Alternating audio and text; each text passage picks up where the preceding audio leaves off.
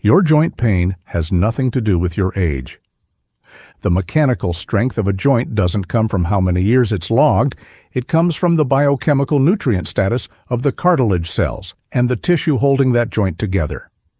When specific micronutrients run low, the body's own repair system for that joint quietly shuts down. There isn't one vitamin behind this, there are 5, and each one sabotages a different part of joint regeneration. Doctors rarely test for all 5 at once, which is exactly why almost nobody connects the dots. And the first one is hiding in plain sight, in your fruit bowl. Start with vitamin C and what I'd call the collagen crisis. Vitamin C is the cofactor the body needs for the enzymes that cross-link collagen fibers, and collagen is the actual building material inside your tendons, ligaments, and cartilage.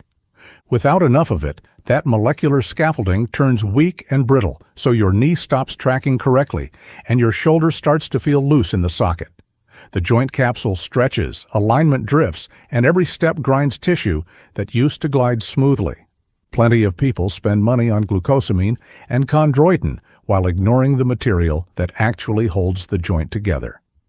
One kiwi fruit covers more than 80% of your daily vitamin C, more than a whole orange.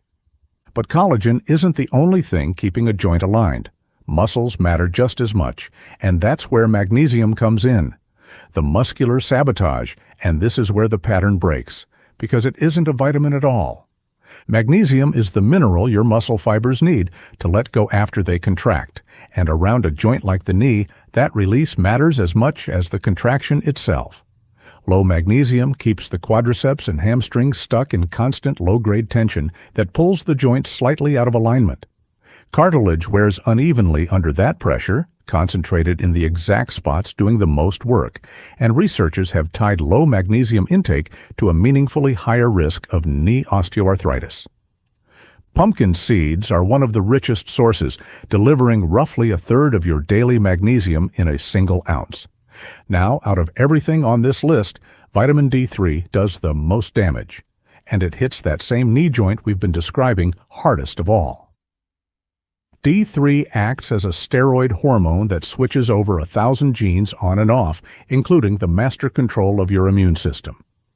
Once it stays low long enough, the inflammatory signal NF-κB in your immune cells gets stuck in the on position, and inflammatory molecules pour straight into the joint space, so the synovial membrane swells and presses on nerve endings.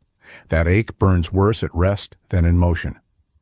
Cartilage cells carry vitamin D receptors too, and without enough D3, they stop producing the proteoglycans that cushion cartilage, letting degrading enzymes take over. Fatty fish and sunlight on bare skin both help close the gap. Here's the catch, though. That calcium D3 just pulled into your blood has to land somewhere, and vitamin K2 is what decides exactly where. This is the calcium misdirection. K2 activates 2 proteins, osteocalcin and MGP, and their job is grabbing calcium out of the blood and locking it into bone. Without enough K2, that same calcium drifts into soft tissue instead, including the joint capsule and the artery walls, where it irritates the synovial membrane and speeds up cartilage breakdown. This is exactly why taking vitamin D3 alone leaves joints feeling worse instead of better. Natto delivers roughly 150 micrograms of K2 per tablespoon, about double a typical day's need, and fermented vegetables or hard cheeses work as backup. Last but not least, there's the deficiency behind that grinding feeling people blame entirely on lost cartilage. Omega-3, and what amounts to a lubrication failure. Omega-3 fats, specifically E, PA, and DHA, are the raw material your body uses to build resolvins and protectins, molecules that actively shut inflammation down instead of just blocking it. Low omega-3 intake leaves the synovial fluid inside the joint capsule thinner and more inflammatory, so the cushion disappears and bone starts making direct contact with bone. Blood levels of omega-3 are directly linked to lower joint inflammation in research on synovial swelling, so that grinding sound is a lubrication crisis, not lost cartilage. Flaxseed, walnuts, and fatty fish round out the supply. 5 deficiencies, 5 checkable signs, 5 foods sitting in a normal grocery store, and joint pain stops looking like an aging problem and starts looking like a biochemistry problem you can actually fix. If this helped you connect the dots, subscribe for more breakdowns like this one, and let me know in the comments which of these 5 surprised you the most.